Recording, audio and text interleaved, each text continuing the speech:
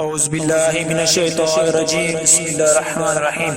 السلام علیکم ورحمۃ اللہ وبرکاتہ۔ ہم نئے آنے والے دوست احباب کو آفیشیل اسلام میں خوش آمدید کہتے ہیں۔ ہماری ویڈیو دیکھنے سے پہلے ہمارے چینل کو سبسکرائب کریں، لائک اور شیئر کریں، ساتھ دیے گئے بیل آئیکن کو پریس کریں تاکہ بلا تاخیر نئی آنے والی ویڈیو آپ کے پاس پہنچ سکے۔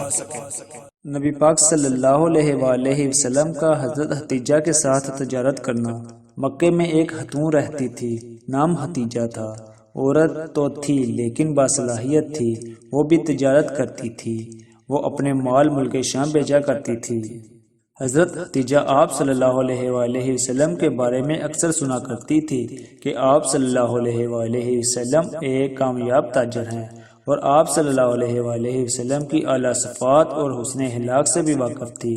لوگوں کی زبان سے یہ کہتے ہوئے سنا تھا کہ آپ صلی اللہ علیہ وآلہ وسلم صادق اور امین ہیں، لوگوں پر رحم کرتے ہیں۔ حضرت حتیجہ دل میں کہنے لگی کہ ایسے راست باز اور سچے آدمی سے ملنا چاہیے، شاید وہ کاروبار میں مدد کر سکیں۔ انہوں نے آپ صلی اللہ علیہ وآلہ وسلم کو پیغام بھیجا۔ حضور پاک صلی اللہ علیہ وآلہ وسلم بی بی حتیجہ کے گھر تشریف لائے۔ بی بی حتیجہ نے حضور اکرم صلی اللہ علیہ وآلہ وسلم سے عرض کیا کہ آپ تجارتی مال لے جا کر فروخت کریں، مجھے آپ جیسے شخص کی ضرورت ہے۔ حضور پاک صلی اللہ علیہ وآلہ وسلم نے اس پیشکش کو منظور کر لیا، چنانچہ تجارت کا مال لے جا کر شام جانے کے لیے تیار ہو گئے۔ حضرت حتیجہ نے اپنا غلام سیرہ آپ صلی اللہ علیہ وآلہ وسلم کی خدمت کے لیے ہمراہ کر دیا۔ آپ صلی اللہ علیہ وآلہ وسلم ملک شام کی طرف جا رہے تھے تو راستے میں بصیرہ کے قریب ایک یہودی عالم ربی رہتا تھا۔ کچھ دیر آرام کے لیے ایک درخت کے سائے میں بیٹھے۔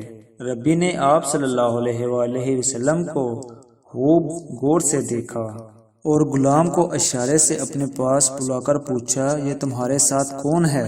اس نے کہا، اس شخص کا تعلق قبلہ قریش سے ہے۔ ربی نے کہا، خدا کی قسم، اس درخت کے سائے تلے سوائے نبی کے کوئی نہیں بیٹھتا۔ کاش میں اس وقت تک زندہ رہتا جب اس شخص کو نبوت ملتی۔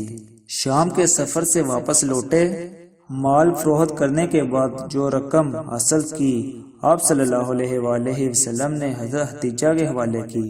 حضرت حتیجہ نے غلام سے سفر میں پیش آنے والے حالات دریافت کیے اور آپ صلی اللہ علیہ وآلہ وسلم کے بارے میں بھی پوچھا۔ غلام نے سفر کے دوران پیش آنے والے واقعہ اور آپ صلی اللہ علیہ وآلہ وسلم کے صالح کردار کے بارے میں سب کچھ تفصیل کے ساتھ بتایا۔ غلام نے جو باتیں بتائی ان سے حضرت حتیجہ بہت متاثر ہوئی اور حضور پاک صلی اللہ علیہ وآلہ وسلم کی ازواجیت میں آنے کے لیے آپ صلی اللہ علیہ وآلہ وسلم سے نکاح کی درخواست کی۔ آپ صلی اللہ علیہ وآلہ وسلم نے نکاح کی درخواست قبول کی۔ اس وقت آپ صلی اللہ علیہ وآلہ وسلم کی عمر 25 سال تھی اور حضرت حتیجہ کی عمر 40 سال تھی۔ 15 سال کا فرق تھا۔ نکاح ہو گیا۔ تقریب میں حضرت حمزہ، حضرت ابو طالب اور حضرت ابوبکر صدیق رضی اللہ تعالی عنہ اور برادران قریش تشریف لائے۔ نبی پاک صلی اللہ علیہ وآلہ وسلم نے مہر میں 20 اونٹ دیے۔ شادی کے بعد حضور اکرم صلی اللہ علیہ وآلہ وسلم کے حالات بہتر ہو گئے۔ آپ صلی اللہ علیہ وآلہ وسلم غریبوں کا خیال رکھتے تھے، بے کسوں کی مدد فرماتے تھے، مصیبت زدہ لوگوں کے کام آتے تھے۔ قریش آپ صلی اللہ علیہ وآلہ وسلم کی سچائی اور حسن اخلاق کے قائل ہو گئے اور ہر شخص آپ صلی اللہ علیہ وآلہ وسلم کی تعریف کرتا۔